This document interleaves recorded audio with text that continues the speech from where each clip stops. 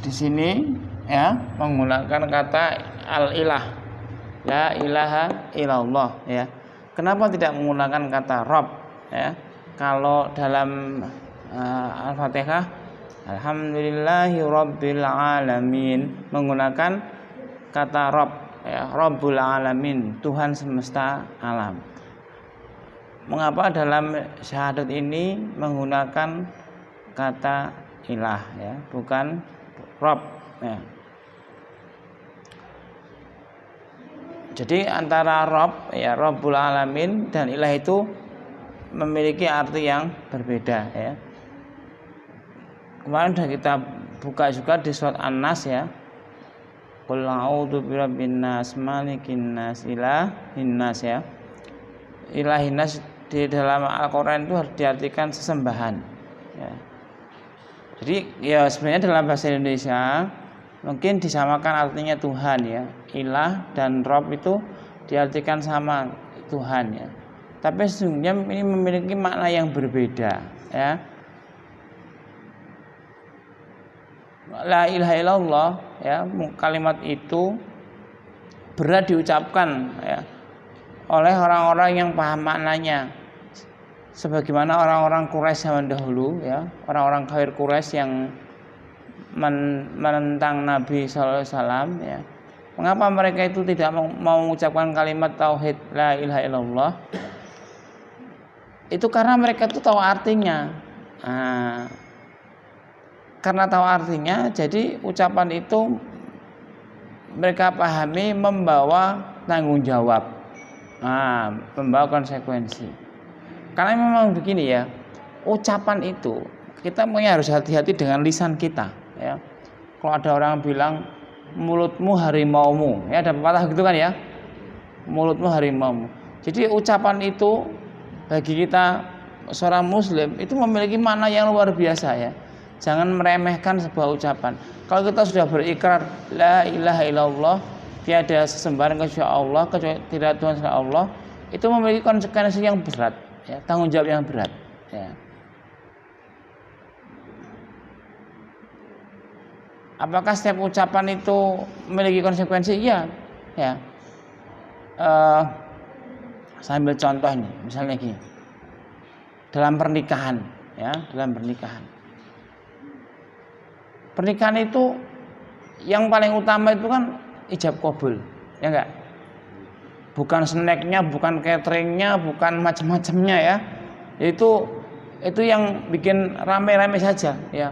Tapi pernikahan itu yang paling sakral apa? Ijab qabulnya. Aku nikahkan, ya. Kemudian dijawab qabil tuh, aku terima nikahnya Fulanah binti Fulan ya. Itu kan kalimat ya, sebagaimana kita ngomong tiap hari gitu. Tapi maknanya itu mendalam enggak? Maknanya besar sekali. Awalnya hubungan laki-laki dan perempuan itu adalah hubungan yang haram ya. Setelah mengucapkan kalimat ijab qabul menjadi halal. Ini kan luar biasa. Dari berzina menjadi ibadah. Jadi beda banget gitu loh. Kalau laki-laki perempuan belum ada ijab qabul ya, dia berhubungan bisa jadi zina. Tapi kalau sudah qabil tuh, sudah ijab qabul menjadi ibadah. Jadi ucapan itu sesuatu yang memiliki makna yang sangat besar dan tanggung jawab. Kalau laki-laki sudah menikahi perempuan anak orang lain ya, itu memiliki tanggung jawab ya, tanggung jawab dunia dan akhirat ya. Jadi ini yang laki-laki ini ya, nanti kalau sudah menikah mengambil anak orang lain, anak perempuan yang dahulunya itu walinya adalah orang tuanya, sekarang walinya menjadi suaminya. Jadi ijab qabul tuh tanggung jawabnya besar. Ya, ucapan itu sesuatu yang memiliki tanggung jawab yang besar, baik dunia maupun akhirat. Demikian juga kalimat la ilaha illallah ini sebuah kalimat, sebuah ucapan yang memiliki tanggung jawab besar pula. Tidak hanya di dunia, tapi juga di akhirat.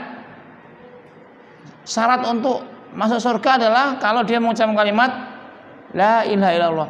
Apapun ya, kalian membela Islam, mendukung Islam, tapi kalau tidak mengucapkan kalimat la ilaha illallah, tidak akan diterima amalannya. Itu yang terjadi pada paman Rasulullah SAW, Abu Thalib. Ya. Abu Thalib itu membela ponakannya Muhammad SAW luar biasa. Pembelaannya dengan nyawanya, dengan hartanya, dengan tenaganya. Tapi Abu Thalib itu tidak mau mengucapkan kalimat tauhid, ini nggak mau dia. Ya, dia nggak mau. Ya, hidayah itu milik Allah. Jadi apapun yang terjadi, dia nggak mau mengucapkan kalimat tauhid, ya dia nggak masuk surga. Kata Nabi, pamannya Abu Thalib ini meskipun membela Nabi luar biasa, membela Nabi sejak kecil sampai dewasa dari dari permusuhan orang-orang Quraisy, tapi tetap masuk neraka. Tapi sisaannya itu paling ringan, kata riwayat, ya. Jadi paman Nabi ini yang namanya Abu Thalib ini yang selalu membela Nabi, karena tidak mau mengucapkan kalimat tauhid la ilaha illallah, dia tetap masuk neraka. Tapi siksanya yang paling ringan. Nah, digambarkan apa yang paling ringan itu? Nanti di neraka dia dikasih terompah, sendal, ya, sendal yang ada biji api neraka. Saking panasnya tembus sampai ubun-ubun. Ya. Itu sisa paling ringan, kata Nabi, yang paling ringan di neraka seperti itu. Lah kok kemarin ada artis yang mau masuk neraka saja, kan itu keblinger lah itu ya. Suruh dia minum air yang mendidih itu kalau berani coba ya. Kan mau masuk neraka itu kesombongan yang luar biasa ya. Padahal panasnya di dunia ini belum seberapa dengan panasnya di akhirat. Air mendidih itu 100 derajat ya. Nah coba itu kalau lahar ya, tahu kan lahar ya, apa ya? Dari letusan Merapi, lava itu kan, wah itu panasnya kan sampai ribuan ya. Itu kalau yang dilintasi lava itu bisa hancur itu, karena panasnya bisa hancur. Kalau besi ya, bagaimana cara mengolah besi itu dipanaskan sampai ribuan derajat bisa hancur ya. Jadi luar biasa panasnya neraka itu. Nah, ini jadi kalimat tauhid la ilaha illallah itu sebuah kalimat yang penting ya. Kalimat yang kita ucapkan pengaruhnya bisa di dunia maupun juga di akhirat ya. Ini kalimat la ilaha illallah. Maka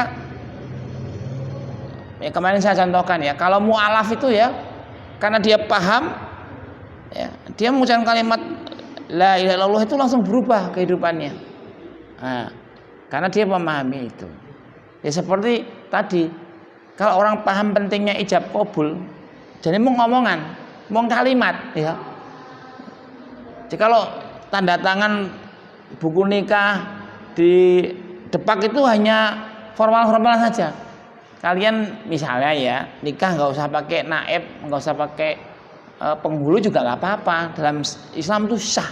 Yang penting ada ijab qabul, ada saksinya, udah sah ya.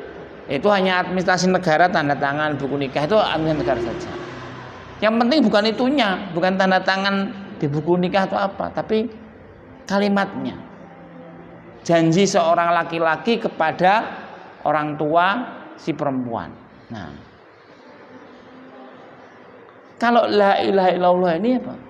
Janji kita sebagai hamba Allah kepada Allah Subhanahu wa taala. Nah, jadi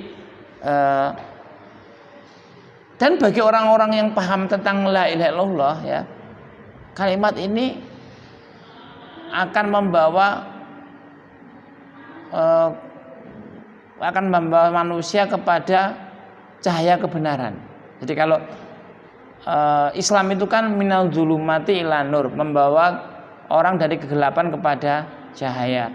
Minal batil ilal haq, kepada kebatilan, dari kebatilan kepada kebenaran. Ini Diawali dari apa? Dari kalimat la ilaha illallah. Ya, nanti setelah kita setelah kalian memahami mana la ilaha illallah, mungkin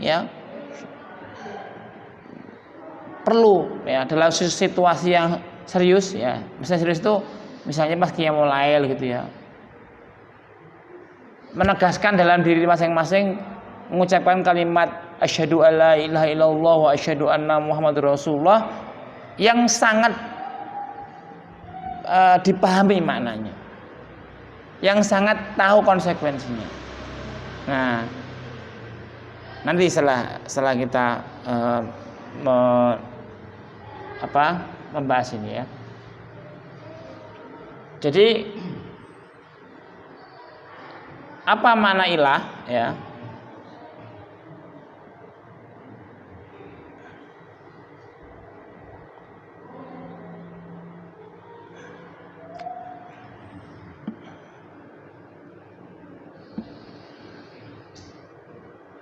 Ada beberapa makna Yang pertama,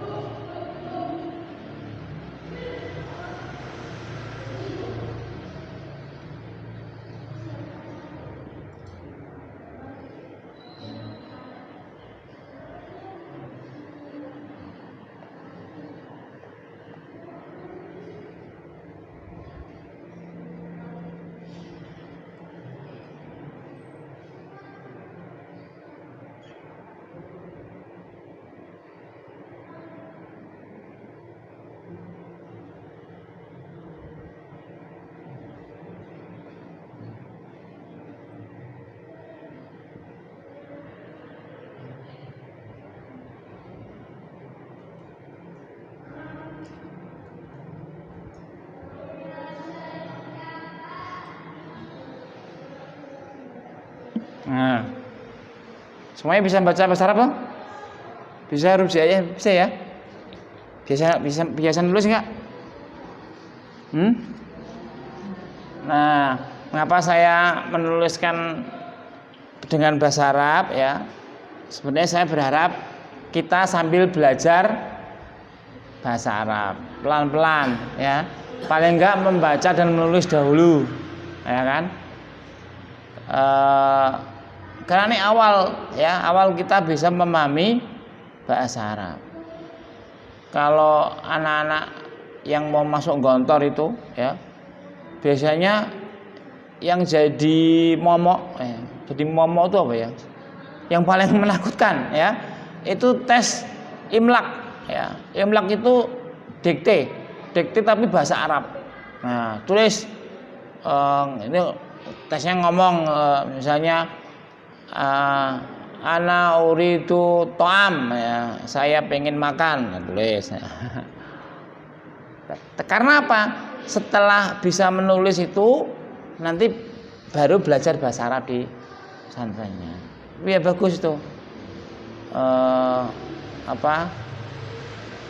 Anak saya di sana 3 bulan 4 bulan bahasa Arabnya udah lumayan gitu loh. Jadi membiasakan. Nah, kalau kita mau belajar bahasa Arab, kita harus membiasakan. Pelan-pelan membiasakan. Minimal seminggu pisan pas pengajian. Itu kurang sih, tapi minimal. Baik. Kembali ke sini mana ilah Apa artinya al-ilah atau Tuhan atau sesembahan yang tercantum dalam kalimat la ilaha illallah Yang pertama tadi kita belum tilawah lupa ada ingatin. Yang pertama adalah marghub Marghub itu artinya yang diharapkan. Kalau marhub itu artinya yang ditakuti. Irhab yang ditakuti. Madbu yang diikuti, mahbub yang dicintai, yang diharapkan. Ini apa yang kedua? Yang ditakuti, yang diikuti, yang dicintai Nah, marghub pertama marghub yang diharapkan.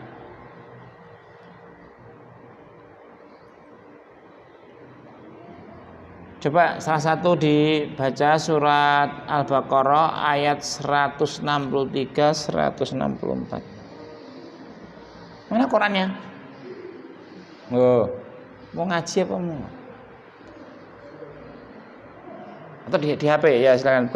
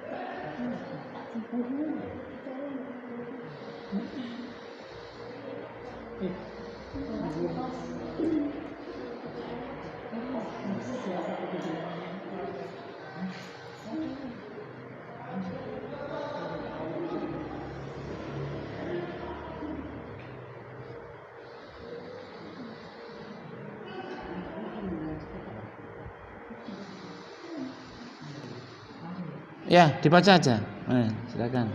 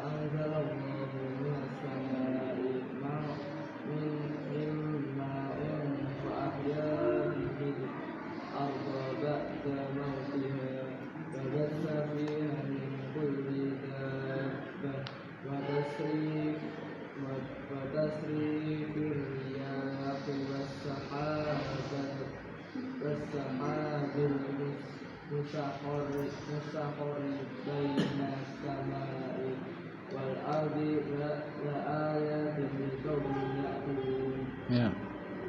Artinya dibaca sekalian artinya.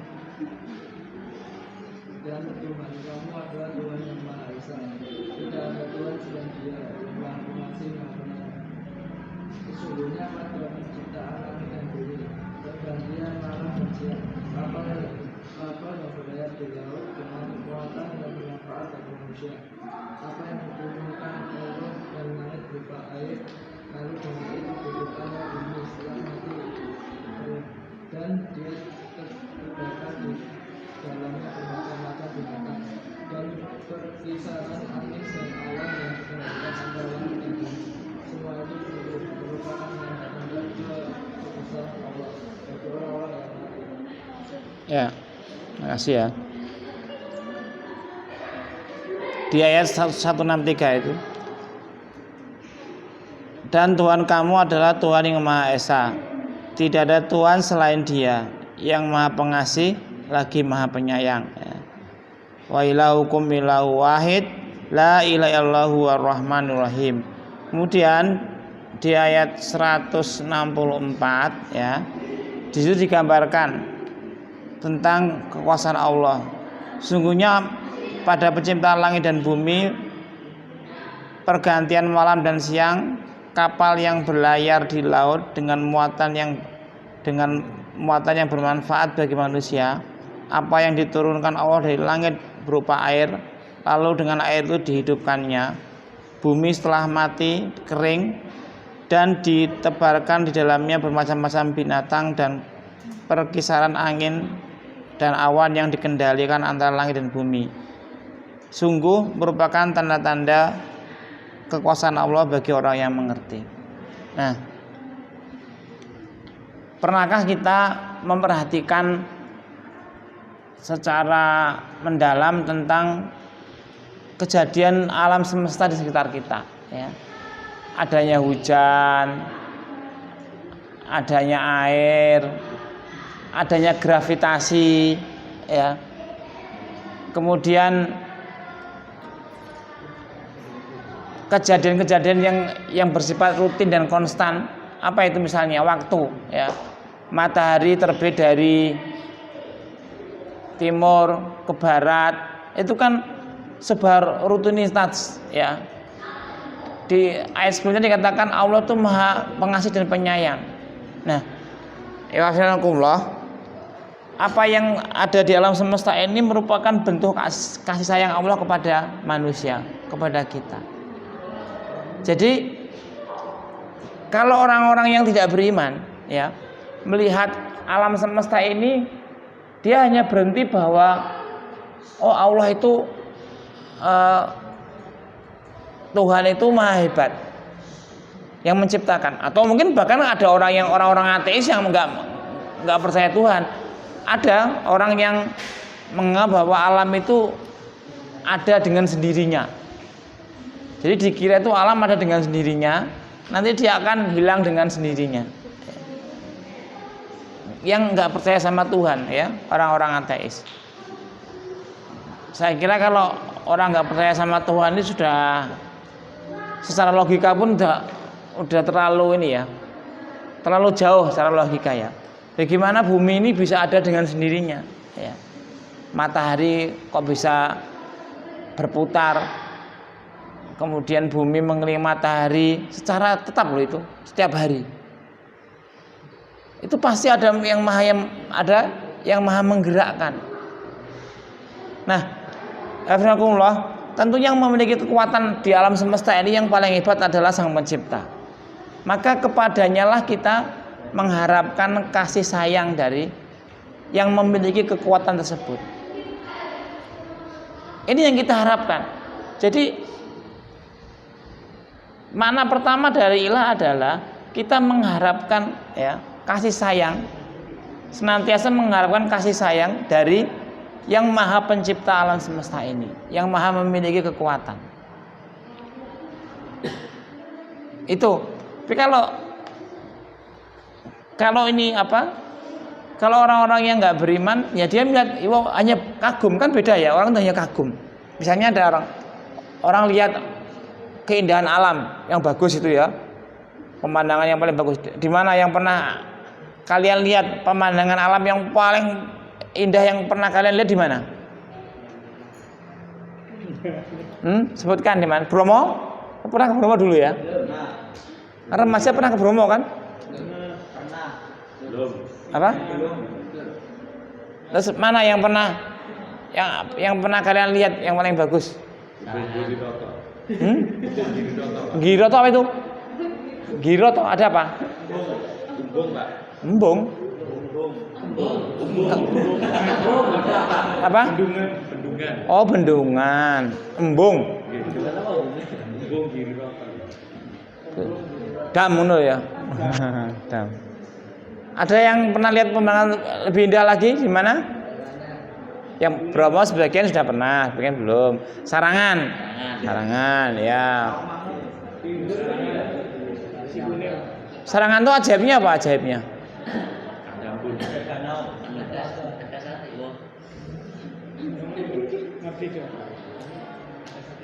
Ada danau, ya. Ada air di puncak gunung, ya. Biasanya di atas kan airnya nggak ada, ya. Nah, jadi begini. Setiap kita melihat keindahan alam itu, apa yang Anda pikirkan? Yang dipikirkan apa yang dipikirkan? Oh, apik men ngono, ya. Oh, apik men. Oh, apik men. Pernah nggak ketika kita melihat itu kemudian berpikir seperti yang disampaikan oleh Al-Quran tadi? bahwa ini ada yang menciptakan, ya kan? Bahwa ini ada yang mengatur, yang mendesain, ada yang membentuk. Lalu kemudian kita merasa lemah, merasa bahwa yang membentuk semua ini adalah yang maha kuat, yang maha kuasa. Lalu kita kemudian berharap perlindungan darinya.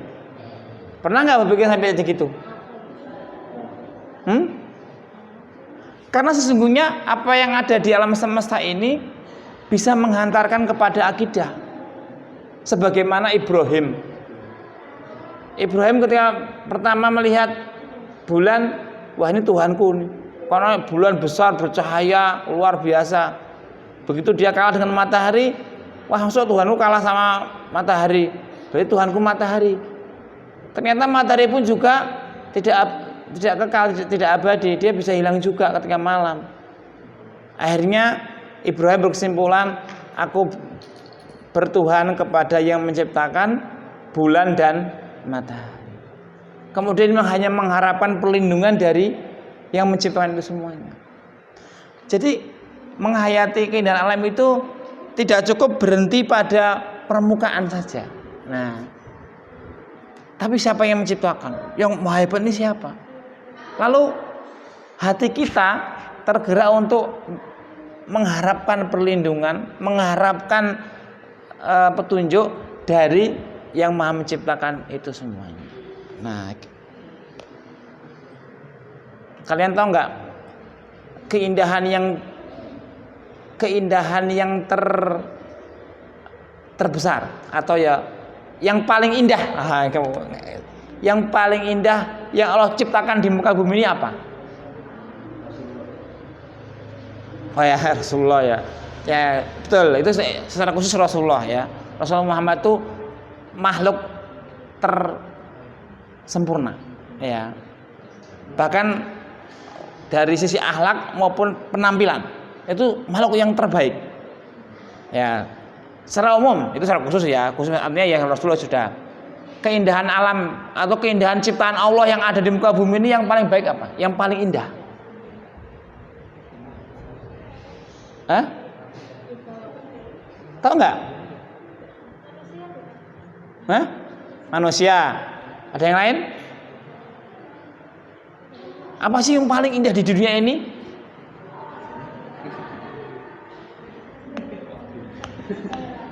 Tahu nggak? Nah, ini kalau saya jawab nanti jangan ada yang GR ya. Kata Rasulullah apa? Wanita yang soleha, ya benar. Ad-dunya umata wa khairu mata mar'atus soleha, kata gitu. Dunia itu perhiasan, keindahan ya. Dan keindahan yang paling baik di dunia ini adalah perempuan soleha. Makanya ini para perempuan harus menjaga kemuliaannya. Makanya kalau sesuatu yang mahal itu ditutupi, dihijabi ya. Kalau barang yang murah itu ya packingnya juga packing yang nggak bagus ya. Ini wanita soleha ini harus benar-benar menjaga akhlaknya ya. Nah, tahu jadi ya. Jadi memang manusia itu adalah ciptaan Allah yang terbaik, ya itu manusia. Dan diantara manusia itu yang paling indah adalah perempuan yang soleha. Ya. Nah, jadi kalau lihat perempuan cantik itu, ya kalau salah memanai jadi sesat, ya salah niat jadi sesat, ya. Tapi kalau yang baik itu jadi tambah beriman. Wah, kok ada yang indah seperti ini siapa yang menciptakan, luar biasa kan begitu. Makanya pandangan pertama itu gimana? Pandangan pertama adalah barokah. Yang pandangan kedua menyesatkan ya. Kecuali kalau dihitbah ya, kalau dinikahi ya nggak apa-apa ya. Nah ini udah pada remaja semua kan, udah dewasa ini malah. Nah, jadi begitu mengharapkan ya. Jadi Ketika kita mengucapkan la ilaha illallah berarti kita mengharapkan kasih sayang. Senantiasa mengharapkan kasih sayang dari Yang Maha Pencipta, yaitu Allah SWT. Tidak sekedar mengagumi. Kalau mengagumi itu bahkan orang-orang nggak beriman pun mengagumi Tuhan. Orang-orang non Muslim itu mengagumi Tuhan. Wah, ini Tuhan ini mendesain kok ada perempuan cantik seperti ini, laki-laki cakep seperti ini. Yang salah kan seperti ibu-ibu pada zaman Nabi Yusuf ya, lihat laki-laki cakep malah tangannya yang diiris itu ya. Itu salah ya. Kalau laki-laki yang keblinger melihat perempuan cantik udah banyak contohnya ya itu tadi perempuan lihat laki-laki yang cakep. Jadi tidak cukup mengagumi desainnya, hasil desain Allah SWT. Tapi lebih dari itu kemudian kita mengharapkan kasih sayang, perlindungan. Kenapa ya? Allah yang Maha Hebat, Allah yang Maha Kuat. Ya. Dan memang siapa yang lebih kuat daripada Allah SWT? Yang pantas tempat kita bergantung hanya kepada la haula wala quwata illa billah. Jadi kalau sekali lagi kalau sekedar mengagumi, mengakui ya, itu bahkan orang-orang tidak beriman pun mengagumi bahwa alam semesta ini luar biasa ya, dahsyatnya, kehebatannya. Akan tapi kemudian ya menjadikan Allah tempat kita mengharapkan kasih sayangnya ya. Kasih sayang itu kan berarti gini ya, dari yang lemah kepada yang kuat. Jaluk welas asih, jaluk kasih sayang itu kan dari yang lemah kepada yang kuat. Siapa yang lemah? Kita. Siapa yang kuat? Allah Subhanahu wa taala. Dan bahkan manusia itu masuk surga itu bukan karena pahalanya. Enggak cukup. Sering saya katakan kalau kita berbuat baik ya, belum tentu mendatangkan pahala. Wah, ngaji ki apik, tapi apa berpahala? Ya tergantung niatnya. Mudah-mudahan semua di sini ikhlas ya, sehingga kita mendapatkan pahala. Ada orang yang rajin ibadah, sholat jam dan sebagainya, ya itu berpahala, tapi belum tentu benar apa enggak, niatnya gimana. Tapi kalau orang berbuat dosa, ya pasti dosane ya toh. Aku maling ki ikhlas ya ora iso maling kok ikhlas ya. Aku nyolong ki nggo bantu orang miskin ya nggak bisa ya. Kayak Robin Hood misalnya. Merang-rang hartanya orang kaya dibagikan kepada fakir miskin itu juga nggak boleh gitu ya. Nah, jadi dari situ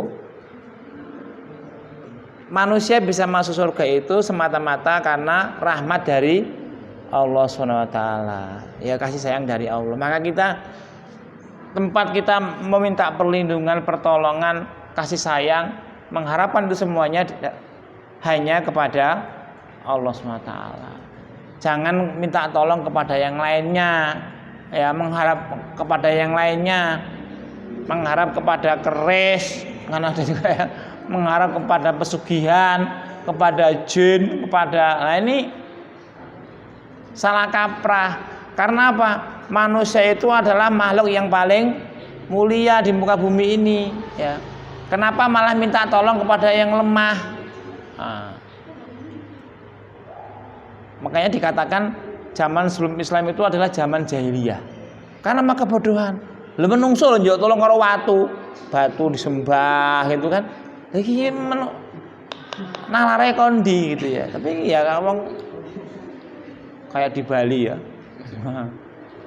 Di Bali itu masih banyak gitu. Tapi di sini juga banyak itu mengharapkan peruntungan kepada yang macam-macam gitu.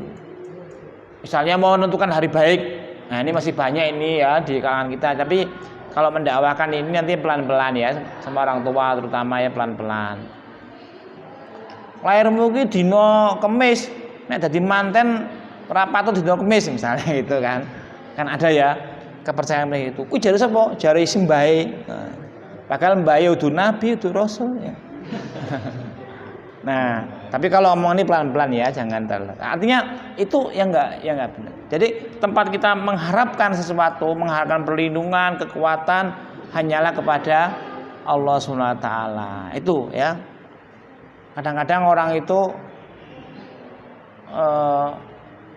karena godaan atau karena kondisi, terus menuhankan harta. Apa maksudnya menuhankan harta? Itu adalah halal haram tidak peduli, ya. Apalagi ada yang ngomong golek sing haram wae ngelok, apa sing halal ngono ya. Piye golek haram sing ngel? Lah nyopet lho engel nyopet ya. Ya, itu orang nggak percaya kepada Allah SWT ya. Jangankan manusia, wong semut aja ya, semut aja dapat makan ya. Nyamuk juga dapat makan, semut dapat makan ya. Coba kalau nyamuk dapat makan, udah punah nyamuk itu. Nyatanya nyamuk ada. Yang terancam punah malah harimau, singa yang namanya kuat ya. Dia malah mau punah kalau nggak dilindungi manusia. Jadi semua makhluk Allah itu mendapatkan jaminan rezeki, manusia juga ya. Makanya jangan bergeser ya keimanan kepada Allah SWT. Allah yang kita harapkan. Jadi la ilaha illallah, tidak ada yang tempat kita mengharap kasih sayang kecuali kepada Allah SWT. Nah, ini harus kita tanamkannya. Sehingga kalau orang seperti ini tuh nggak takut lagi untuk mempertahankan akidahnya. Ya. Nanti dalam kehidupan yang lebih luas lagi, mungkin kalian akan menghadapi godaan-godaan ya, harta, jabatan, jodoh gitu ya. Itu ada yang pengen menjadi anggota dewan, menjadi bupati, wali kota, harus lepas jilbab. Itu ada loh kemarin. Baru calon loh itu. Baru calon tuh karena suaminya mau nyalon wali kota, baru calon nih, istrinya suruh melepas jilbab. Ya. Naudzubillah min dzalik. Ya.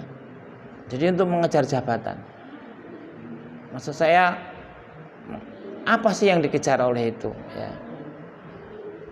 Dilalah malah Rasido nyalon dewi, puas lepas jilbab. Ya. Nah ini tempat kita mengharapkan. Yang kedua, marhub. Apa marhub itu? Yang jadi apa? Yang ditakuti. Sekarang kita baca lagi.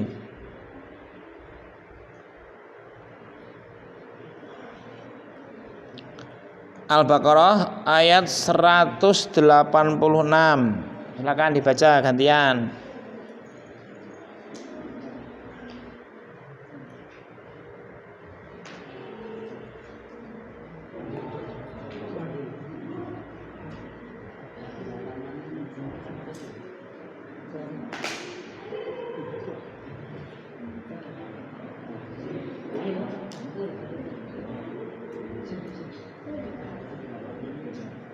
Sebentar.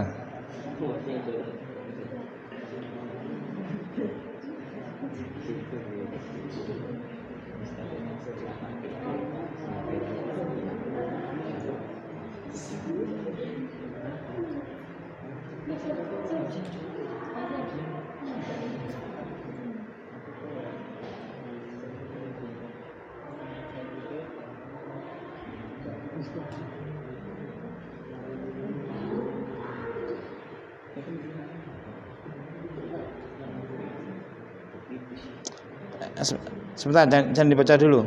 Ini ada yang nggak pas. Suratnya sebentar.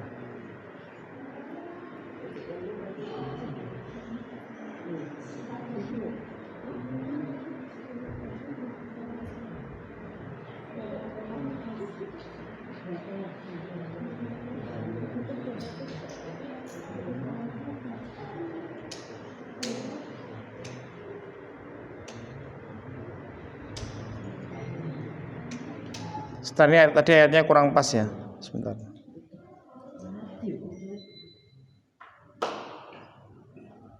Kok nggak pas ini?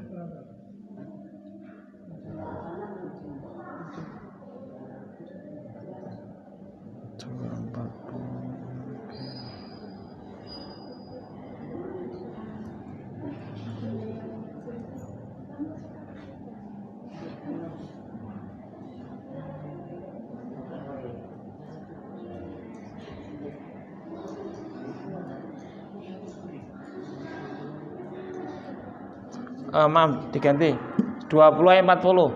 2 ayat 40, Al-Baqarah ayat 40.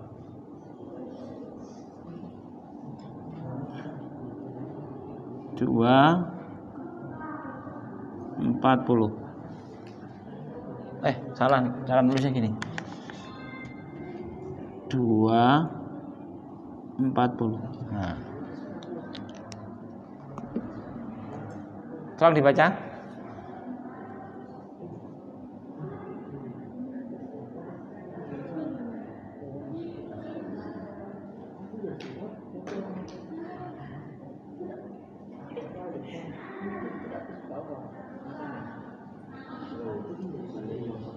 Udah ketemu? Al-Baqarah ayat 40. Atau Mbak mau baca?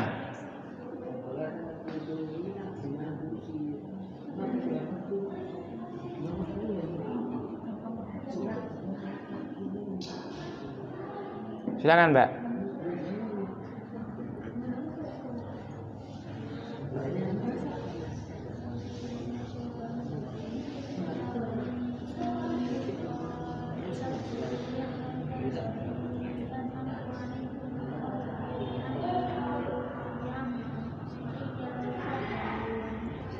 Artinya?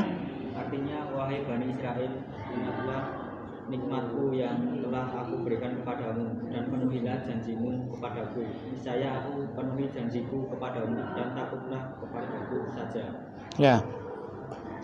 Ayat ini secara tekstual kepada Bani Israel ya, tapi tentu ini untuk kepada semua manusia ya. Ya Bani Israel,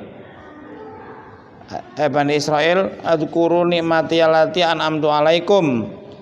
Ingatlah nikmatku yang telah aku berikan kepadamu. Wa aufu bi ahdi ufi bi ahdikum wa iyya farhabun. Penuhilah janjimu kepadaku, niscaya aku penuhi janjiku kepadamu. Wa iyya farhabun, ya, dan takutlah kepadaku saja. Ya. Jadi ini perintah kepada Bani Israel untuk memenuhi janjinya, ya, maka Allah akan memenuhi janji kepada Bani Israel. Dan kata Allah, wa iyya farhabun, dan takutlah hanya kepadaku saja, kepada Allah SWT. Bani Israel ini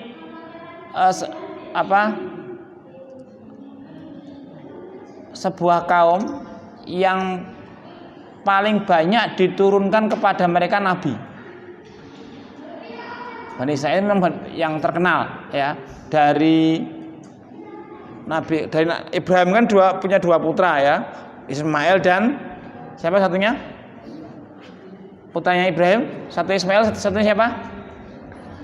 Dari Hajar Ismail, dari Sarah siapa? Nabi siapa?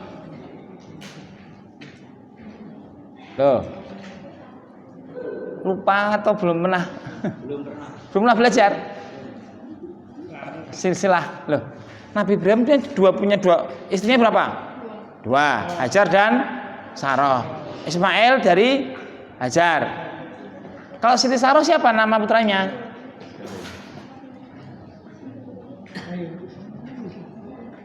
Halo, Nabi ya.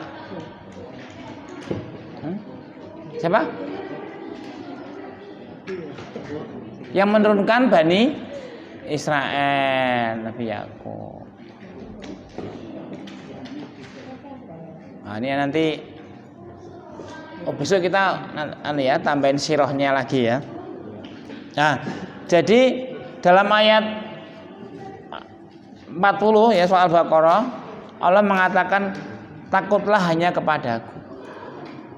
Ya wafilakullah ya. Jadi mana ilah yang kedua di sini adalah marhub ya.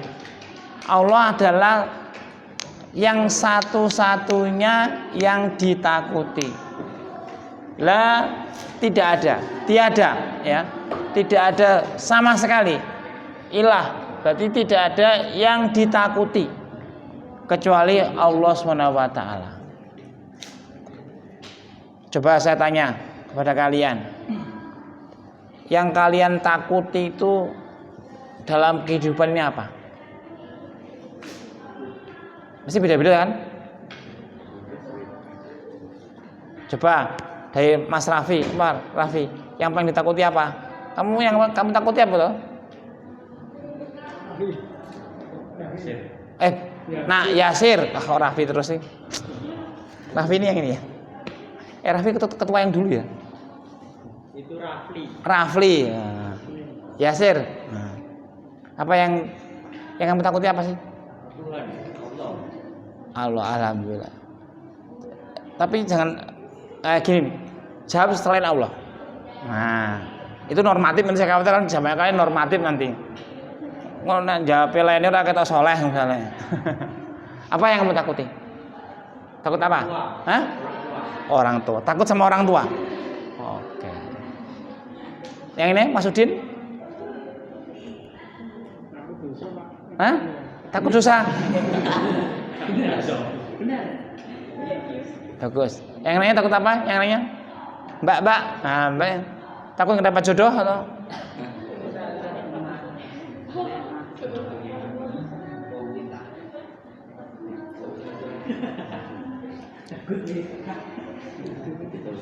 Coba ya. Apa yang gini? Apa yang bisa menjadikan manusia itu takut? Nah, tadi ada bilang takut orang tua, ortu, takut dosa, apalagi yang membuat manusia itu takut? Hah? Oh, su'ul khotimah. Ya.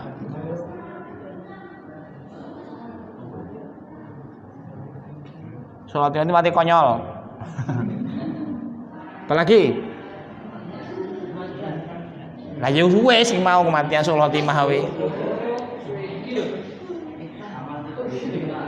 Apa? Ya su'ul khotimah itu padha. Nggak punya uang. Ini jawaban paling jujur. Nggak punya uang, ya. No money. Nah, apalagi? Apa? Siksa kubur, ya. Oke. Semua siksa ya, kubur dan neraka. Wedi ketemu gendruwo? Nggak takut? Ya. Mas ya. Berarti besok kita bikin acara julid malam di kuburan ya. Nah, siap ya. Apalagi yang bikin kita takut? Bencana alam. Bencana alam.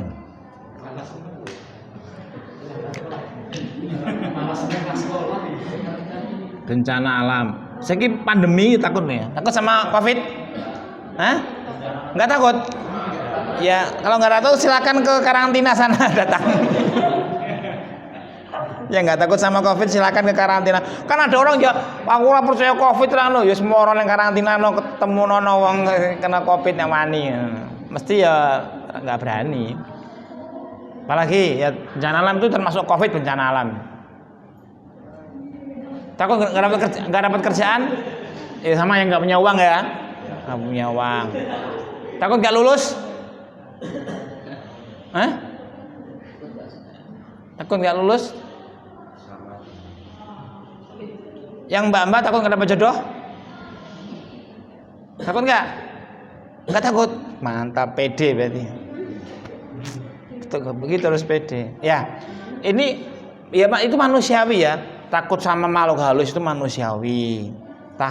Takut sama ular manusiawi. Kalau sama kecoa itu takut apa geli mbak?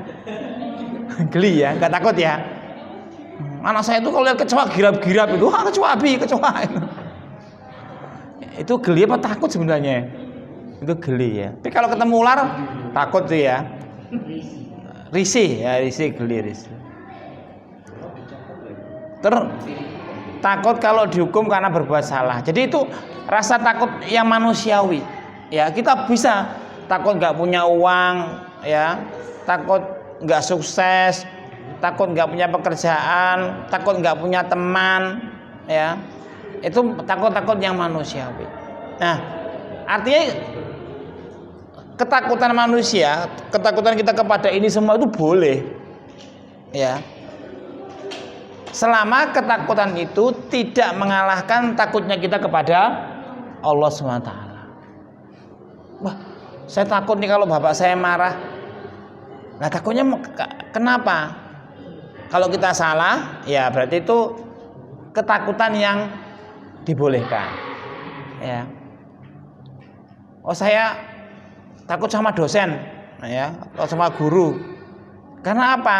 Karena nggak ngerjain tugas, ya, misalnya gitu ya. Atau janji nggak datang, itu berarti ketakutan yang benar. Saya takut nggak punya uang. Karena apa? Kalau nggak punya uang nggak bisa bayar SPP, nggak bisa bayar cicilan motor, nggak bisa. Nah, itu ketakutan yang lumrah, ya. Ketakutan yang manusiawi. Nah, ketakutan yang nggak boleh apa?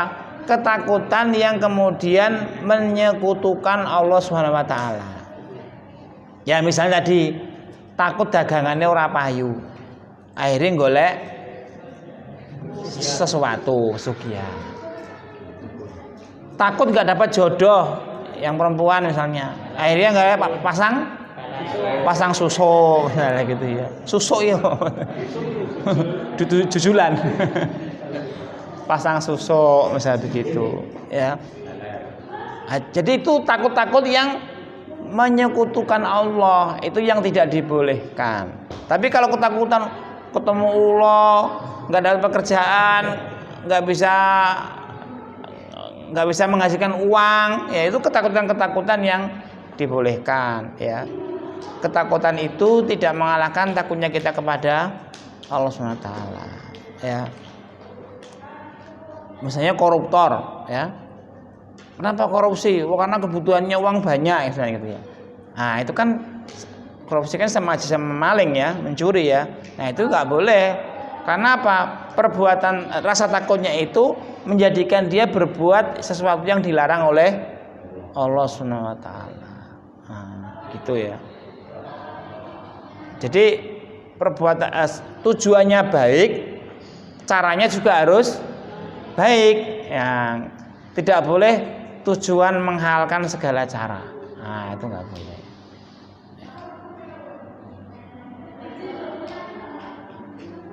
Baik ya. Jadi la ilaha illallah itu berarti tidak ada yang saya takuti, tidak ada yang paling ditakuti kecuali Allah Subhanahu wa taala. Kita takut kalau Allah nggak ridho sama kita, ya kan? Bagaimana caranya agar Allah ridho?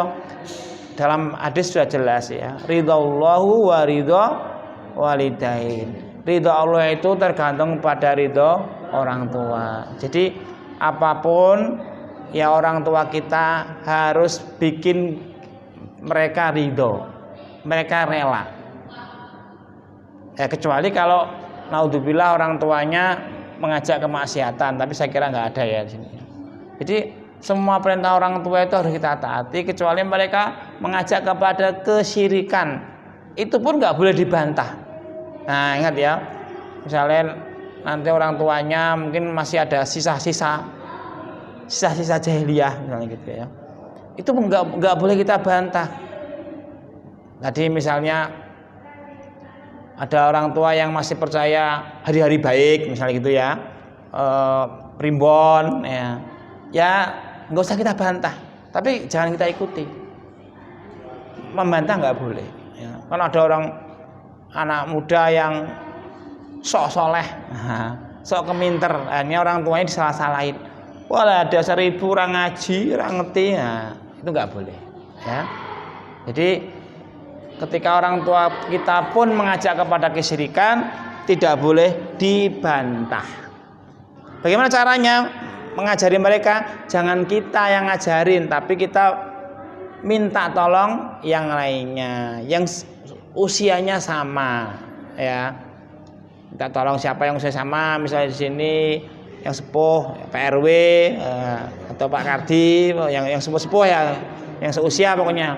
Tolong orang tuanya diberitahu, ini kok masih begini-begini, hari Jumat masih buang kembang yang perapatan misalnya kan gitu ya. Nah, minta tolong orang lain, jangan kita yang ngomongin, ya, jangan kita yang ngomongin. Itu tidak dibolehkan ya dalam Islam, nggak boleh. Jadi Islam itu luar biasa, sangat mengagungkan, menghormati orang tua. Nah, Jadi kembali ke sini, makna yang kedua la ilaha illallah adalah tidak ada yang kita takuti. Makanya kemarin saya sampaikan waktu hari Ahad itu. Jadi kalau pasukan Islam berhadapan dengan pasukan kafir ya pada waktu perang salib dahulu itu, orang-orang non muslim ini nggak pernah menang ya. Karena apa? Pasukan Islam ini nggak ada takutnya ya. Iskariman aumut syahidan. Nah semboyannya gitu, hidup mulia atau mati syahid. Jadi umat Islam ini slogannya itu, kalau kita hidup harus mulia. Apa sih kemuliaan orang hidup itu? Ya memiliki kekuatan, memiliki nama baik, ya kan? Kemudian bisa beramal ma'ruf nahi mungkar. Itu hidup mulia. Kalau nggak bisa hidup mulia ya musyahidin atau mati syahid. Nah, semangat inilah yang membuat orang-orang Islam ini nggak terkalahkan. Nah, cuman sekarang ini bukan iskariman omud syahidan, yang terjadi adalah hubud dunia wa karihatul maut ya. Cinta dunia dan takut mati. Ya, makanya ya mau Islam lemah. Kenapa negara Israel itu di tengah-tengah negara Arab ya, mereka itu bisa menang. Ya, karena semangat iskariman omud syahidan itu sudah luntur di kebanyakan umat Islam. Ya.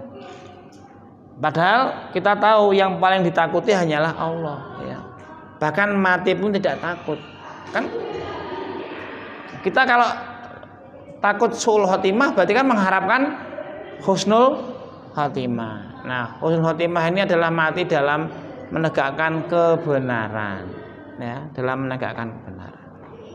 Ya, kalau kita meninggal dalam rangka memegang prinsip, nah ini yang bagus. Ya. Jadi yang kita takuti hanyalah Allah SWT. Jadi kalau ada pasukan yang satunya itu nggak takut mati, satunya itu takut mati ya susah yang takut mati ini menang. Ya. Si Jino maju terus. Mati yo ben, makan gitu ya. Sisine was ndelok kilatan pedang wis takut blirit sendiri ya enggak pernah menang. Jadi Islam dahulu sangat kuat ya. Nah, kalau nanti kalian berkesempatan ke museum terbesar di dunia, museum Islam terbesar di dunia di Turki ya. Amin gitu. Enggak ada yang aminin. Itu bisa melihat jejak-jejak ya kehebatan Islam. Wah, itu memang dari pedangnya, dari pasukan perangnya itu lengkap di Turki itu. Pada waktu itu kalau kalian membaca sejarah ya akan melihat kehebatan Islam. Jadi penting bagi anak-anak muda itu membaca sejarah harus. Sekarang kalau kita lihat Islam, yang kita lihat sekarang ini apa yang dibanggakan? Ya kalau Islam agama yang paling diridhoi, ya benar. Itu aksiomatika. Aksiomatika itu kebenaran yang tak terbantahkan. Al-Qur'an, Islam mulia, iya. Tapi lihat umatnya. Nah, lihat umatnya apa yang dibanggakan coba? Hampir tidak ada. Kalau ada sedikit sekali. Selalu kalah. Indonesia yang mayoritas Islam, 10 orang terkaya itu nggak ada yang Islam. Satu tok yang Islam ya. Ada satu orang Indonesia ini yang kemarin meninggal, Taipan ya. Anak-anaknya itu rebutan warisan. Warisannya berapa coba? Warisan yang diperebutkan itu 600 triliun. Sekarang gue ngopo duit semua. Kita tuh punya uang 1 miliar, 10 miliar aja kita rasa nyambut gawe cukup ngumangan. Nah, ngumangan tau lo ya, cukup. Nah, itu 600 triliun nih. Wong siji. Itu ada dua.